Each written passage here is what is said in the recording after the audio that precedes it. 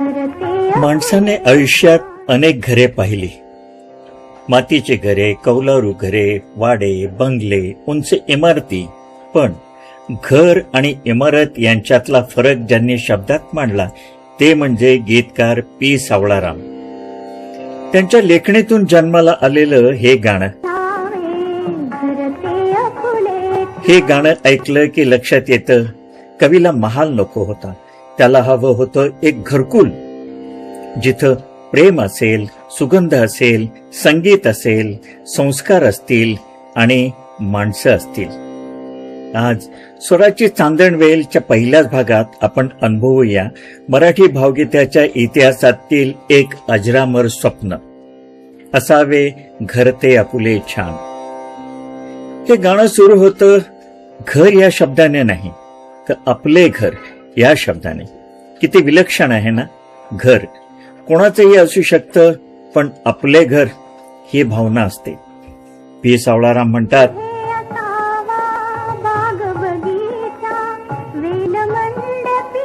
घराभोवती जाई असावी, जुई असावी, आम्रवृक्ष असावा, मोहर असावा.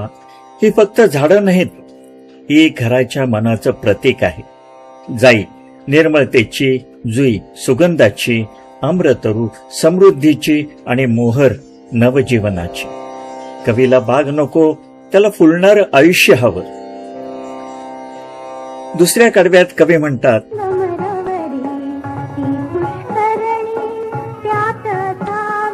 संगमरवरी ती पुष्करणी.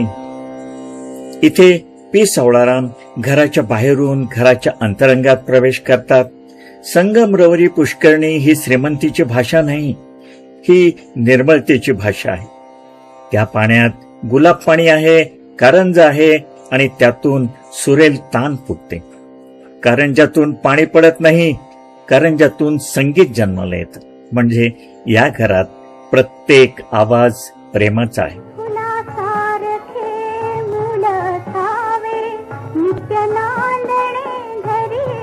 तिसरे कडवे, फुलासारखे मूल असावे. आणि आता पी सावळाराम आपल्याला या घराचा आत्मा दाखवतात.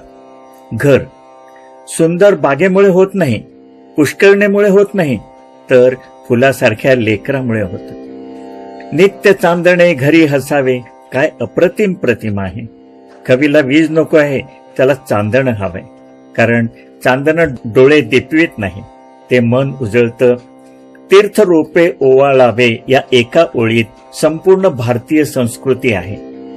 आई वडील हे तर दैवतच आहे, त्यांचा आशीर्वाद हीच घराची खरी श्रीमंती. आणि आपुले जीवन पंचप्राण. घर हे विटांचं नसतं, घर हे 5 श्वासांचं असतं. असावं घर ते आपुले छान हे गाणं कधीच जुनं होणार नाही, कारण घराचं स्वप्न कधीच जुनं होत नाही. आज फ्लॅट बदलले, शहरे बदलली, जीवनशैली बदलली, पण या गाण्यातलं घर आजही प्रत्येकाच्या मनात तसंच उभं आहे. घर मोठं असण्यात आनंद नसतो, घर आपलं असण्यात आनंद असतो. पी सावळाराम यांची साध्या शब्दात मोठं जीवनदर्शन मांडण्याची ताकद दिसते. घर, कुटुंब, नाती, स्त्रीमन आणि संस्कार यांना त्यांनी अनेक गीतातून आवाज दिला आहे. हे गीत एवढं प्रभावी होण्याचे एक मोठं कारण म्हणजे त्याची चाल. दशरथ पुजारी यांनी या गीताला अशी स्वरावट दिली की ती शब्दावर कधीच हावी होत नाही. उलट प्रत्येक ओळ अधिक खुलते. त्यांच्या चालीत साधेपणा आहे, पण त्याच साधेपणात विलक्षण माधुर्य आहे. आणि गायिका सुमन कल्याणपूर यांच्याबद्दल काय बोलावं. या गीतातील शब्द सुंदर आहेत, चाल अप्रतिम आहे, पण या तिन्ही कडव्यांना आत्मा दिलाय तो सुमनताईंच्या स्वरांनी. त्यांच्या आवाजातील निर्मळता, उच्चारांची स्वच्छता आणि भावनांवरचा ताबा यामुळे हे गीत आजही ताजं वाटतं. गाण्याची लिंक खाली दिलेली आहे, जरूर ऐका.